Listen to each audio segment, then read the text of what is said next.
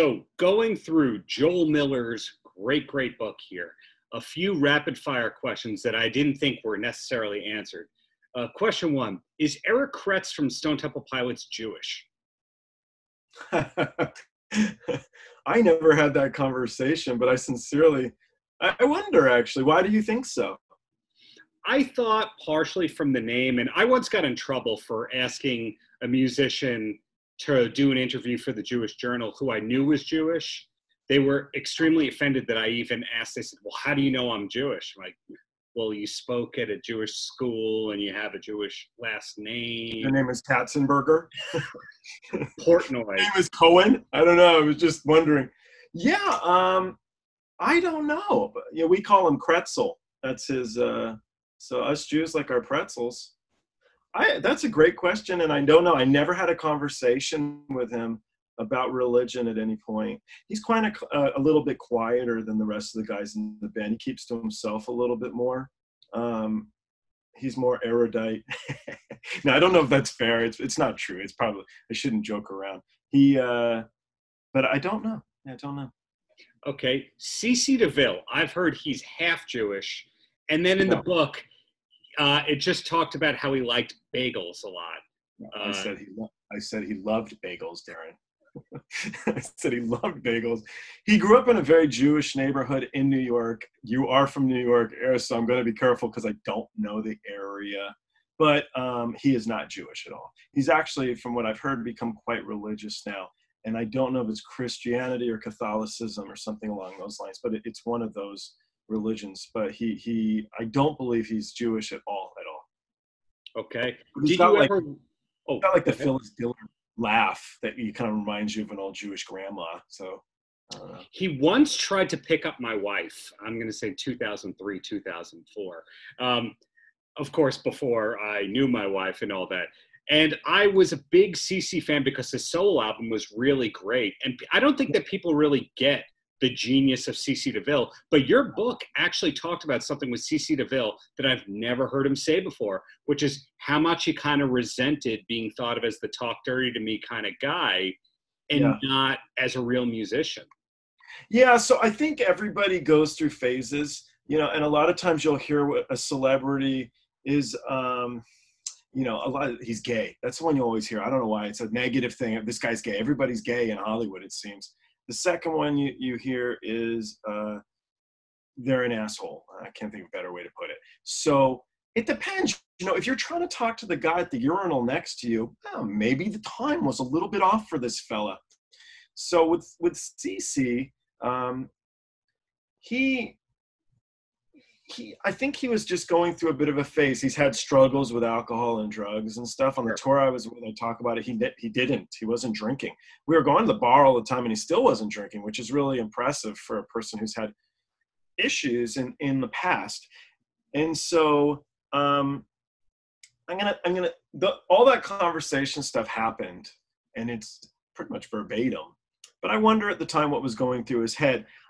I do think he's a greater musician than just being the guy who can play really fast on Poison albums. You know, his knowledge of music is incredible. It's really, he is an encyclopedia of music knowledge. Crazy. So, and there's actually Steve Stevens. I mean, whoa, can this guy play? Oh my God, you know. And so some of these other guys, Snake from Skid Row, we don't discuss it in my book, but Snake did some of the score for my film later in life. And it was the speed that he would come up with the quick riff to do for the scene. So quickly he could come up with this great little lick. That's cool. Really, really cool. To me, that shows you musical genius. And CC, he's just an interesting guy. I always enjoyed him. I thought that he's a character and characters are fun to have in life. Agreed. One of the focal points early into the book, did you ever wind up getting a Red Bull backpack? No. Although I probably could now with eBay around. I've never looked, but I'll bet you there's one on there. But it was seriously no joke. It was tough. So no, I never even got close. Nothing. The second you brought it, they'd be like, done. It was like they were hiding this big bag of gold bars. You know, forget it. That's it. We couldn't touch it. So it happens. Joey Carbone makes a little cameo in your book. Did you know what Joey Carbone wrote or did besides, you know, just seeing him as a dude at the studio? I know he's huge in Japan. He's one of the biggest producers in Japan. What he would have written. I mean, there's some of these boy bands there that are very, very big that I know he wrote with and produced. It's one of them. Oh, besides that, he wrote the theme to It's Gary Shandling's Show. Oh, that's cool. No, I never knew that. I never knew that. And let's see, what else do I have on the list? Star Search. He was the piano player in all the years of Star Search. I think he was the musical. He was okay, yeah. It was. Yeah. Paul Tobias's guitar playing. That I have not also seen discussed in a book before. I'm playing, you know, a little bit cheeky there, wasn't I? A little bit of a smart ass. But, you know, for Guns N' Roses fans, the guy still played in Guns is better than any of us. And at the same time, it's Axl's band. If he wants to play with some guy from high school, hey, man, you know, it's your company. You do as you please. And then I do say, as much as I'm joking around about the guy, can you imagine your first show being in front of a few 100,000 people? How good do you think the guy's going to do? And the people around you are, and little bitty bands like Nine Inch Nails. You know, so with that being said, I thought the guy was amazing. I would have had every bit of stage fright there could be. But yeah, I kind of poked fun at him, didn't I? You know, had a bit of fun.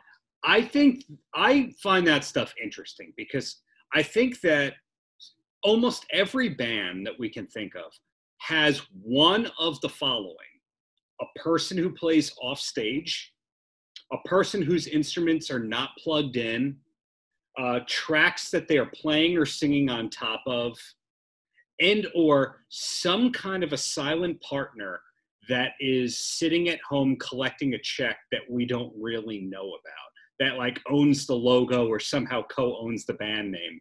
So there's always secrets like that, and I'm never not blown away by that kind of stuff. No, you can't, but you know, Michael Jackson example, if he's going to dance like that for that long, how do you think he's going to keep up the vocals for that long too? So, and also now he's not 10 years old anymore, whatever age. So it kind of makes the smell test. You're kind of like, yeah, that Ozzy I just love. No, of course not. I'm not singing all by myself. I'm old. You know, I've got a whole bunch of people here. I'm going to bring more on the next tour. I like the honesty there. But yeah, us as fans, we hate it when you're like not even lip syncing correctly. You're way off. And then it's kind of like, well, you're not an actor. You're a musician, man. I mean, you're really bad at this. So yeah, I know with STP, they played everything. That is one nice thing. If you're at a concert and you see a mess up, hey, it's honest. It's honest. You know they're playing. You know they're playing. So it's kind of neat. My favorite story in the book, without giving anything away about your story and who you are, is the factoid that you dropped from Jerry Dixon that Warrant could only be in the venue a half hour before they played and a half hour after they played. I know, huh? Keep a beef for all those years. So yeah, because I wondered where they always were. They were like never around the guys. They'd come in and play and leave. And you know, sometimes it's cool to talk to some of these rock star guys. You get to know them and they're cool. You have a cool chat. So and then we went and played pool that night.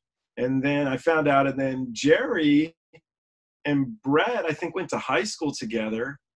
And I think Jerry's like high school prom date was related to one of them or something like that. And you're kind of like, man, you know, some of these guys, they know each other forever and ever. So I was pretty friendly with Jerry for a while. We were hanging out a bit. He's a pretty fun guy. He's low key. And I talk about drinking beers on the Warrant credit card on Sunset Strip. There is no tour. We're just using the credit card for beers. So that was cool, man. My opinion, Warrant was the most underrated of all the LA Sunset Strip bands. And that was an interesting time for them because that tour was 2002 or 2003, Glam Slam Metal Jam. I think I did 2001. It's either 2001 or 2002, but they had it ongoing for years. So, because I think after me was Cinderella was the opening, and they dropped Yeah. Warrant and Quiet Ride. It was Cinderella, and I don't know the third one, but I wasn't on that tour. But yeah, they're great, Warrant. I mean, Heaven's a beautiful song, and they were a tight band. He's a great guitar player. Janie was tough, but people love the singers that are a pain in the ass. You know, he was one of those. He was a pain in the butt, but they had the elements for sure. But they did still sell, I would assume. I know they went platinum, but how many millions of records? So they still did pretty good. They did, and the songs kept getting licensed. You know, if licensing must be great for Cherry Pie. For sure. If you were in that kind of band and you didn't screw up, and, you know, COVID aside, you were doing, you know, 40 to 60 gigs a year, that's a really great you're either the poorest rich person on the planet or the most upscale middle class person on the planet. And that's not a bad day job to have. So, you know, the way I look, it depends where you invested your money. So when these guys were starting up, the Guns N' Roses all the way through to the STPs, album sales mattered. You could really make a lot of money with CD sales and whatnot if you had multiple albums. And so I think it's where you decided to put your money. Yeah. I've been told, and I don't know, I've never met Duff, so totally don't know. I have, but I know where you're going with that. Starbucks, wasn't it? Yeah. Sorry. No problem. You can get it, or we can put it on. No, so I sold my house. My neighbor bought my house, and he gave me 2 weeks to get out, and I'm living at my mom's. So this is the first time I've lived here in 20 whatever years. So until I close escrow, I'm at my mom's. So that's why this is my mom's office. So it's been kind of entertaining. I'm totally different. But yeah, so I believe, invested in Starbucks, but I know he's a super smart guy, Duff. And so that's where it comes from. What did you do with your little bit? How did you make it grow? And some of these guys lose it and some don't, like you would think with Eddie Ender kind of thing. But I think a lot of these guys were smart enough to invest their money well. And then if we're talking about a lot of money, there's room for you to screw up. You know, if you did go off on a bad bender, you can bounce back, man. I mean, look at Robert Downey Jr. He was in jail all the time, and he was in court all the time. And who would think that any company would insure him to even act anymore? And then next thing you know, he's an Iron Man, you know, and I think that's a beautiful thing. I think it's awesome to see people, especially as talented as him, rebound back to do, I think, great things. I would say that. I think I would say that. And then 2 more questions related to book stories. Sure. Buckethead, did you actually deal with him out of character? Yeah, he's a really nice fella. He's a very like down to earth, quiet, soft spoken, shy guy. And I talk about it, but I couldn't stump him. I kept trying to come up with, you know, something. And I knew like certain things, like I knew he would know, but I just wanted to hear him play it. I got him to play Primus, you know, that's really pretty cool to see in person. He's at such a very high level of genius. It's really amazing to watch that guy play. And I have toured with some of the best guitar players I feel in history. That dude is just amazing. All while playing a character and wearing a bucket on his head. A bucket, yeah, I don't know. It's bizarre. The bucket, the mask thing is very weird. I think he's a weird fella, but I think it's because he's shy. But it's amazing how many people know the Kentucky Fried Chicken thing with him and everything. And then I never asked him, or I probably did, but I don't remember, why Kentucky Fried Chicken? I mean, Slash already had the top hat. I mean, what was the catalyst of like, you know what I'm going to do with this chicken box? So, but he collects them too. He's got tons of different vintage chicken boxes and things like that. If I've learned one thing from talking to you, it is that. The randomness of these guys. Oh God, they're all weird humans like us too, collecting random crap. He collects KFC buckets. Okay. Yeah. Let's start somewhere. Yeah. And then the last thing about stuff in your book, before I ask, what else you're working on and all that, is it's kind of ironic that the one person you really had an incident with of sorts is Kevin Dubrow from Quiet Riot. the only Jew on that tour. Oh, shoot, was he? You know? Yeah, I didn't get along with him. I didn't like him. He was tough to get along with. He was well known for being a difficult guy.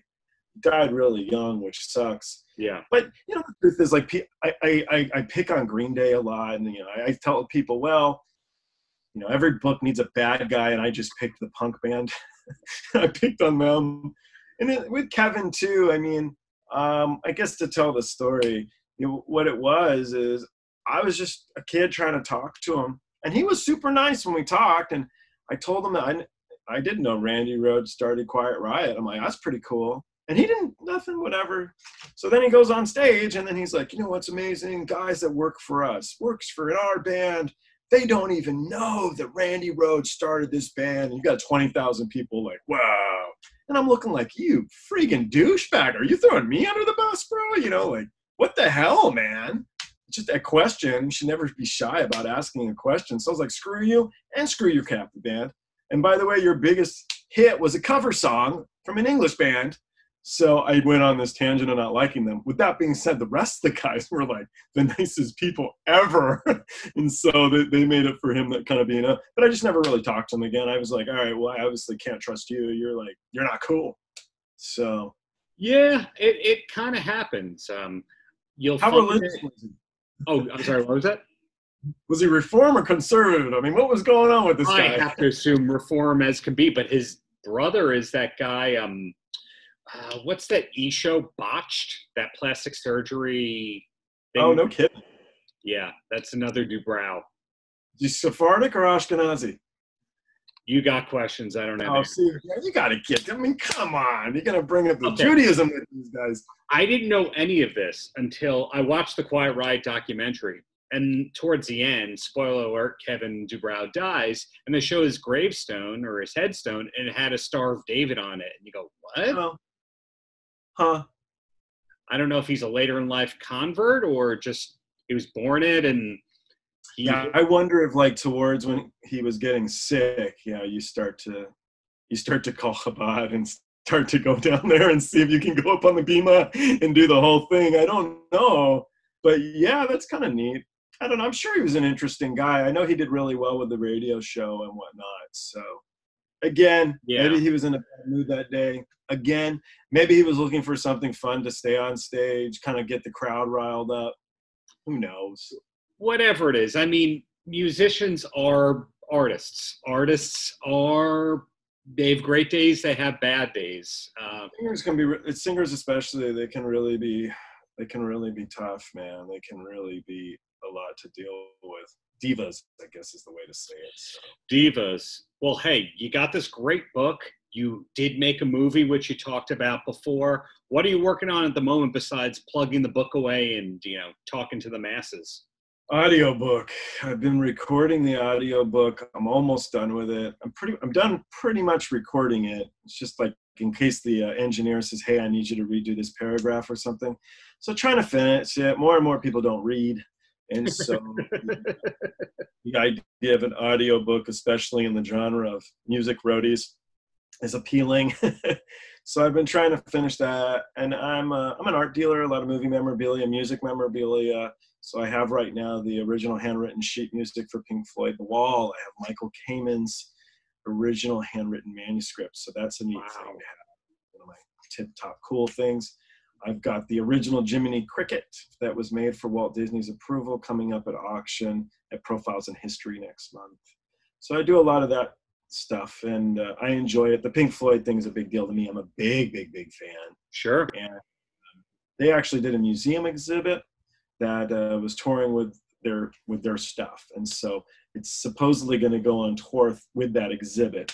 And like they were at the V&A Museum is where they opened it up in London, and they hung the pig over the museum, which I'm thinking like, man, that is so cool. And then in the exhibit, you can pick whatever album you want, isolate any tracks you want, listen to. It's just so, it sounds so neat. They have Syd Barrett's Bicycle there. Just cool stuff. So this will be part of it. Hopefully next year. They were going to bring it to the States, I believe.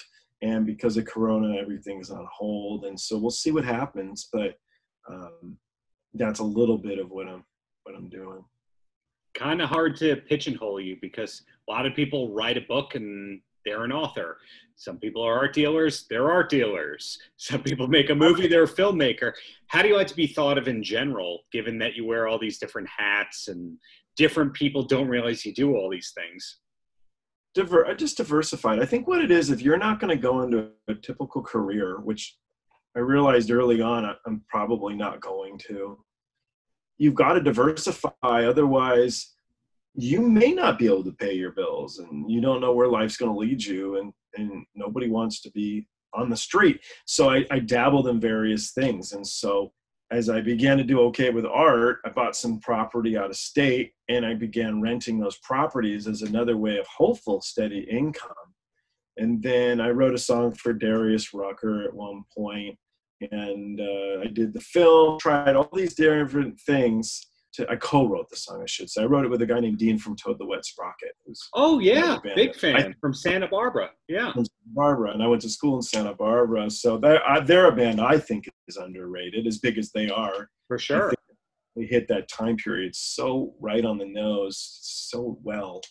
But yeah, just try. And then it's not just a monetary thing. It's fun to dabble in different things and see how it goes. I mean, you clearly like the arts, and so if you're going to try and focus on paying your bills with the arts, you better have some irons and various fires, because you don't know.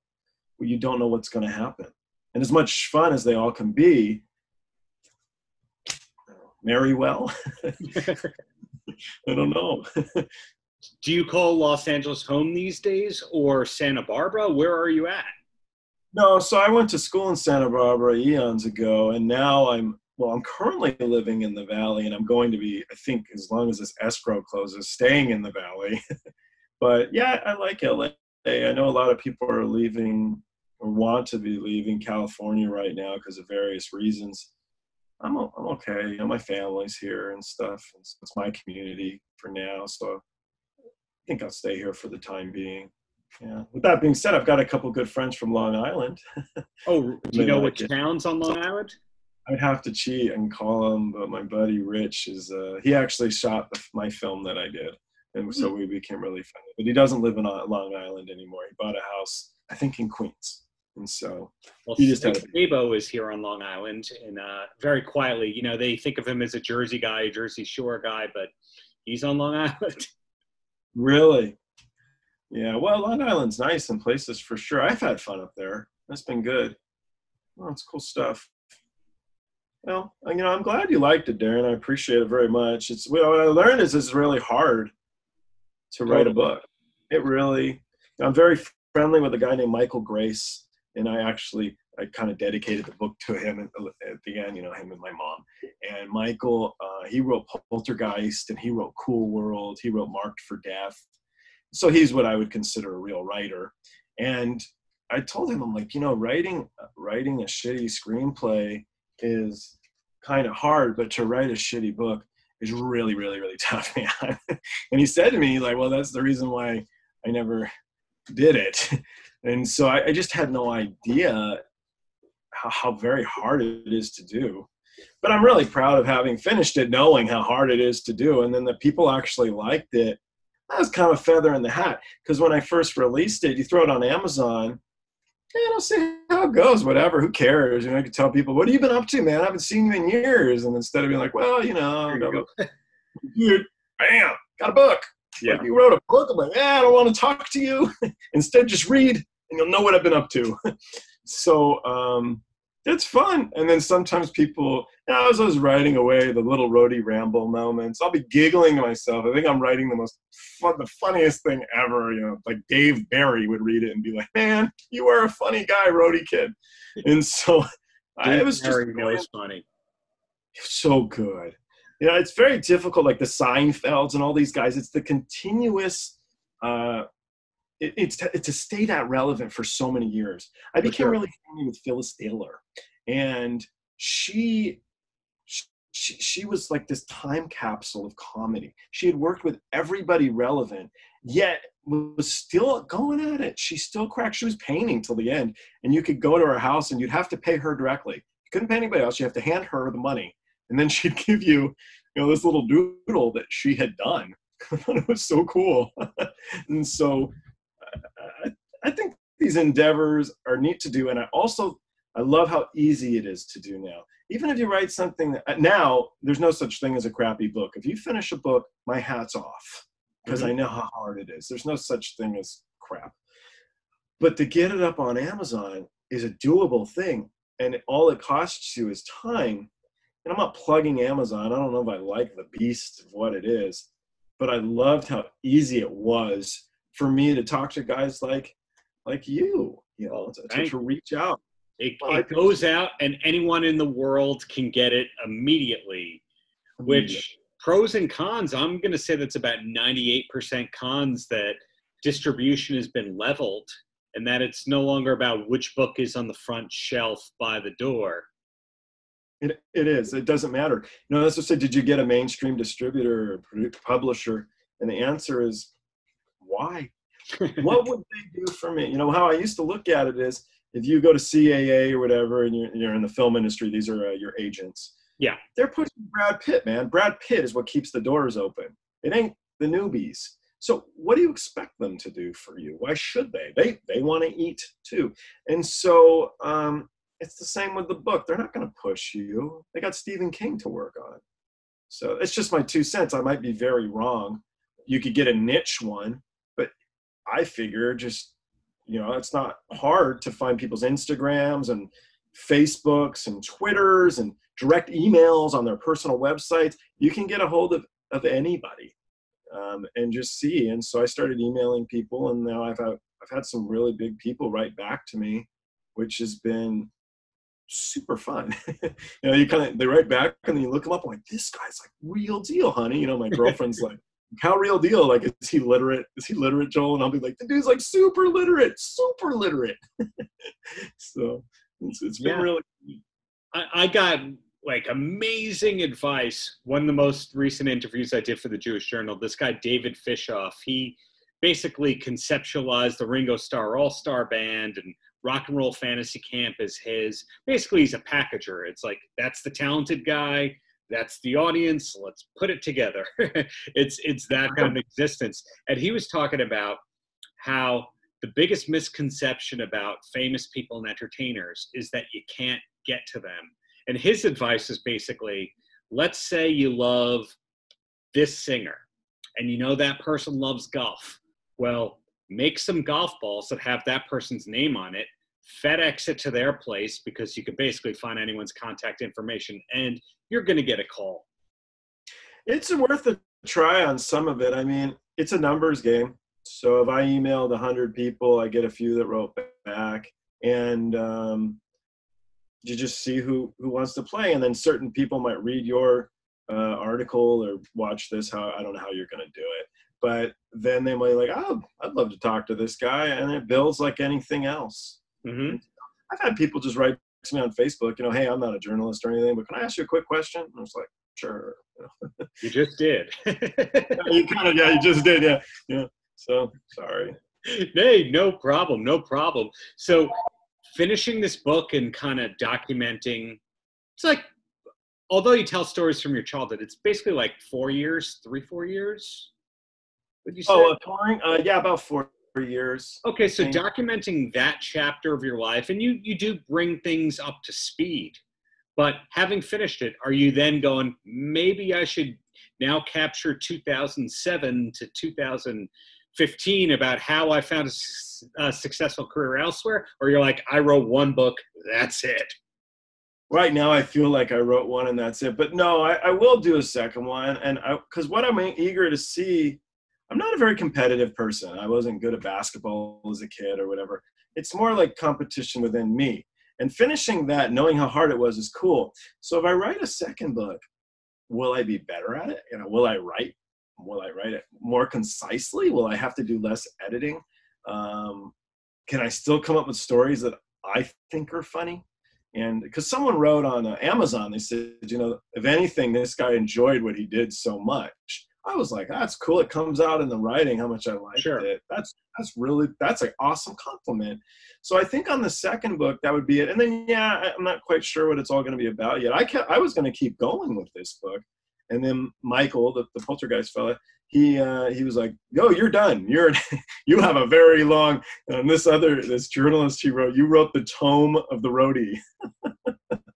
Because it's 500 pages or whatever. He's like, I mean, good God, what else could you have put in there? But if you're a music fan, you go through it quick, and it's an easy read. I can't imagine it would take anybody too long. You're flipping those pages really quickly. Yeah. So I hope to write a second one is the answer. How long it will take me, I don't know. And then do you have your eye on doing another movie? Because obviously the amount of work it takes to do a book, movies like 6-7 times that probably. Honestly, this was as hard as doing, so my film was called The Still Life. It was as hard as doing that. That was a lot of work, man. We did the Queens Film Festival, I remember. I don't remember if I won it or not, but I remember doing it. But doing a film's tough too, because I'd made my film for $26,000. So you're wearing, it's all I had. It's all the money I have in the world. But I had bigger name actors in it. I didn't have the Tom Cruises, but I had people involved. Terry Moore, who was nominated for an Oscar. She married Howard Hughes. She was Marilyn Monroe's acting coach. Down to Rachel Miner, who was the lead in Bully, and she was in Californication and some stuff like that. So the budget was really small, but I did these big things with it. That was tough. It was really tough. I thought when I finished the film, it was the best thing ever. I don't know about that anymore. I've learned a lot. But I saw the first films from some of the people I think are great. And they could have used some work too. It's your first one. But because of that film, I met a lot of people I'm very friendly with. And I met Michael. Spielberg saw my film. And other big people in the industry saw it. And they thought what they thought was neat, Scorsese saw it, was what you could do for such a small amount of money and where our world as the film guys, where it's taking us. So that was back in 2006. And now, I mean, you can shoot a movie on your phone, and it's really awesome how much it's changed. And for those guys that love film so much, they really enjoyed bringing their craft to the masses of go for it. No excuses, do it. So there's that. I think I would do a film again if Michael was doing a film maybe, so I'd have more fun with it. I wouldn't do it just to do it. With the book, I don't know, maybe like a mini series if there was such a thing. If a Netflix was interested in putting it together, I think it would be pretty entertaining. I can't imagine it not being fun to watch. You got this little Jewish roadie kid who doesn't know how to swing a hammer, and you're calling him your carpenter, and he's on tour with like really big bands. I mean, it's pretty random stuff. I think it's entertaining. It's a funny bit in there without giving anything away about you doing lighting for Warrant and not knowing how to do lighting. Yeah, I mean, they just stuck me there. I talk about with my the guy who brought me, I call him Nigel in the book, and the guy who brings me out on the road, and he didn't even tell me that roadies wear black shirts. I hadn't been to any concerts. I didn't know. So I had a white t-shirt. It's all I had. So when we had the first show at Swag and they gave us black t-shirts, I mean, at least I looked the part. You have no idea what a big deal that is, because everybody's kind of looking at you, because now they don't know if I've been a roadie for years or for 2 days, which was 2 days. So these little stepping stones of knowledge and being just thrown in there to figure it out. Well, there's your name for the series if it becomes a mini series. Roadies wear black shirts, or roadies wear black, because that was because the book was called Axl Said I Made a Great Cup of Tea, and then people were like, oh, here's a good one. So Dizzy's in Guns N' Roses, and Dizzy and I are pretty friendly. And Dizzy, I talked to him, and I said to him, so what's the title of your book, Joel? And I'm like, oh, it's Axl Said I Made a Great Cup of Tea. And he's like, what? That's your title? I'm like, well, I only really had 2 conversations with Axl, and one of them was like, hey, dude, can you make me some tea? And then, it was like an hour later, he said, hey, dude, that was a great cup of tea. And so Dizzy's, but I'm pretty sure that would would just be one conversation. I'm like, no, it was over like, hour or 2. So that's 2 conversations. I think you need to think about your book title. And so I was like, no, now we're using it. So I changed it to Memoir of a Roadie, because actually I put the book onto Goodreads. And one of the moderators there is like, no, your subtitle's too long. And so they're like, it's Memoir of a Roadie. So, okay, so now we're Memoir of a Roadie. So that's what I tell people. But I thought the Axel said I made a great cup of tea. I thought it was so funny. It's just so random. I think that you were right. Also, alphabetically, it would have come first in anything that's alphabetized. Good call. I also loved the book. There was a memoir by Jensen Karp, who's a big writer, art gallery guy. He's done everything on the planet. He was a major label rapper. And the name of his book was Kanye West Still Owes Me $300. Gee, awesome. I mean, brilliant. I think we're in the same. I was trying to keep them short, but it's so good. But the problem, I was like, I don't know what your book's about. I'm like, I don't care. So, but the subtitle's still there. So Axel said I made a great cup of tea. Scott Weiland liked the Carpenters, and Ozzy drinks rosé. I mean, it's kind of funny. It's all tongue in cheek, There's really nothing in the book that's mean-spirited. I'm not, no. Anybody who's been around the block has had critics say things they maybe shouldn't have, and I don't. My intention was to get you to laugh, especially with the year we're all having. A nice little chuckle doesn't hurt anybody ever. And the second one is, I'm a music fan. There's a reason why you and me and anybody who would be interested in reading the book got into this, and it's because that feeling when you got your first record, CD, tape, cassette of like, I can't wait to get home and listen to Def Leppard Hysteria. I know how good this is going to be. And so I wanted to try to push that in the book, and instead of smack talking these guys, talk about how I'm just a fan. I love music, and I had this wonderful opportunity, and it made me a bigger fan. It made me like these guys more, and understand too that they're all just people. They're not in this high light of nuttiness, and that goes all the way up to the biggest rock stars. They're all the same people. And you can say, oh, you put your pants on one leg at a time, but it's different when you actually see the person, get to know the person, and then respect them more. So it made me an even bigger music fan. Now, I'm making an assumption here because you referenced the Junkyard Dog randomly in the book. Wrestling fan in the past? A little bit. Yeah, we were kids. We'd go get our Domino's pizza or whatever, and we'd watch Royal Rumble was a big deal with my friends and stuff. And yeah, I love is there a golden era of wrestling? But like the Andre the Giant, Hulk Hogan era. Late 80s, early 90s, to a lot of people, they call it the golden era. But what I'm getting at is the biggest observation I've ever had with interviews and meeting famous people or prominent people is the people whose public persona is that they're angry and rough are generally the nicest, relaxed people ever. So I did an interview. I had a wrestler guy in my film, and we did an interview for which guy? I got to cut you off. I'll say it because I don't think he'll care. His name is Al Snow. Okay, I've had a lot of interactions with Al Snow. I want to hear more. Awesome guy. Super funny, by the way. Super funny. So we did an interview, and it was for like WWF fans, WWE fans. And he's talking to me. He's going on about this guy. I'm like, God, Al, I've never. And we finished the call. I didn't really say much because it was him we were on there for.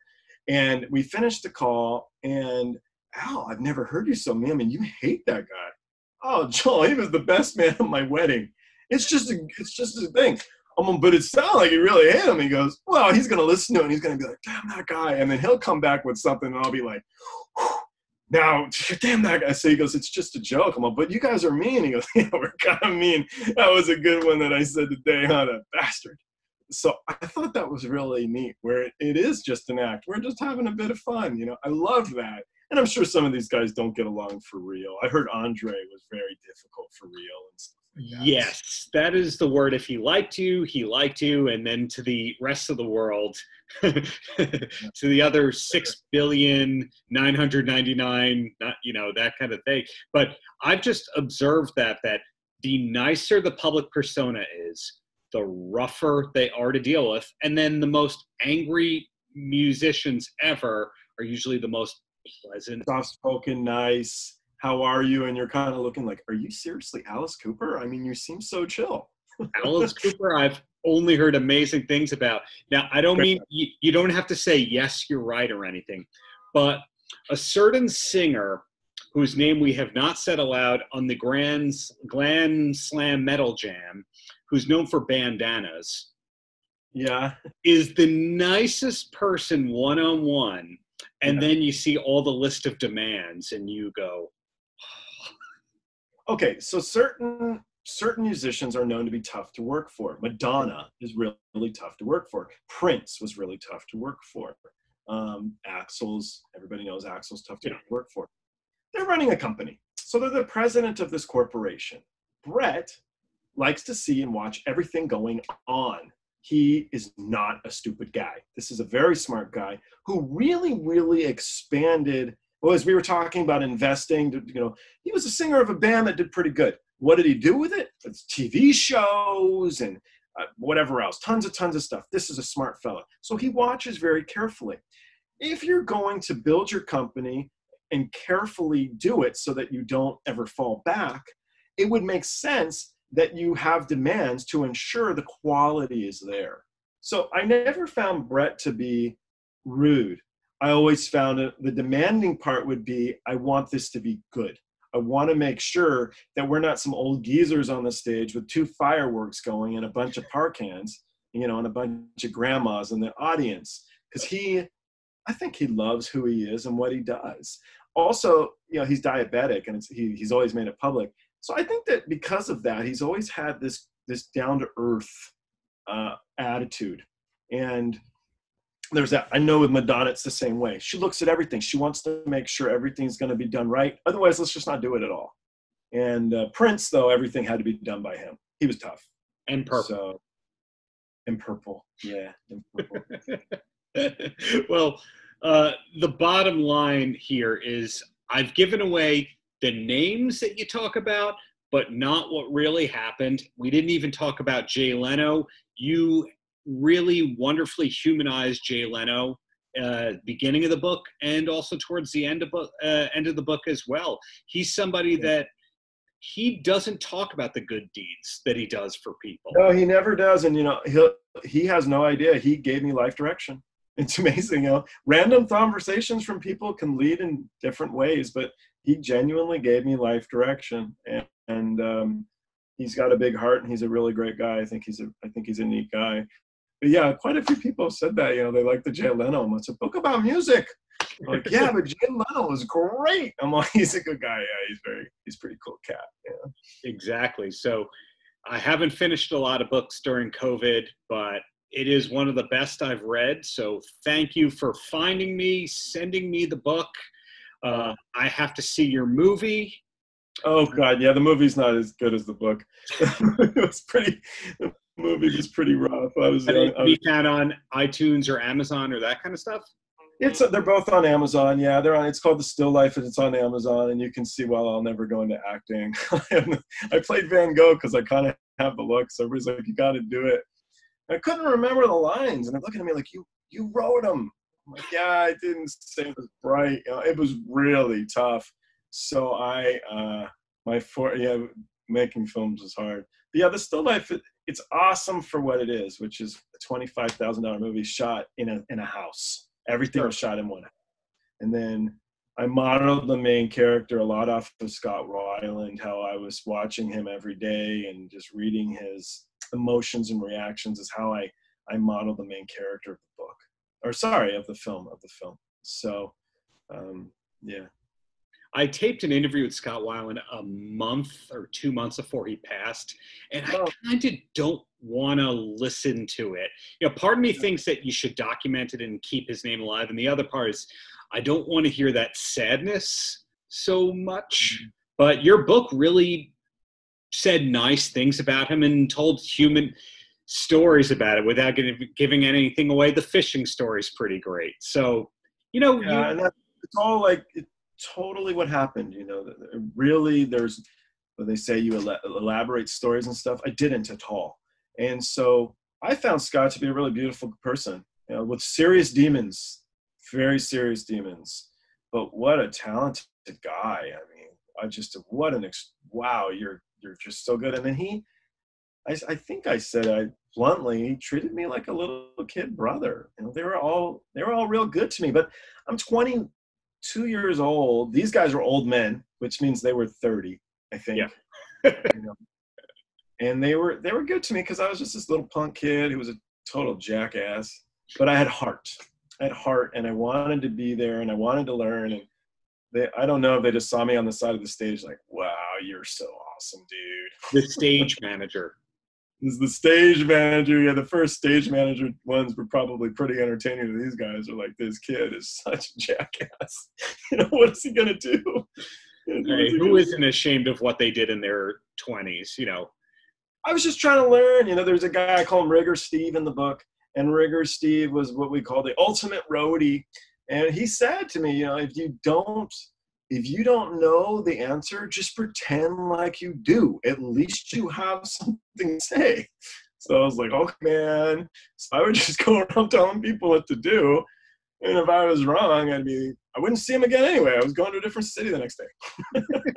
Which city are you from, Joel? What is your name and what city are you from? That's also a pretty good story as well. Yeah, I didn't quite get that. I don't know. What are you going to do? I write in there, what are you going to do? Go egg my parents' house? I mean, what do you want to find me for? Put up posters of like, do not let this man in with a photo of you. I couldn't figure that one out either, but. I did one interview, and she's like, I just want you to know I hate Green Day too. I'm like, whoa. I'm sorry. I don't hate them. I don't hate them at all. You know, American Idiot was fantastic. But I think Glenn Campbell covered the song before he died, for crying out loud. It was pretty good. So I don't hate them. There's not a lot of hatred. There's not a lot of hatred. But I thought it was funny. It was pretty entertaining stuff. Exactly. I'm going to let you go, but please keep up the greatness there. I'll tag you when this article is out and all that. But thank you so much for your time and putting the memories into a concise digital format. That's the best way I could put it.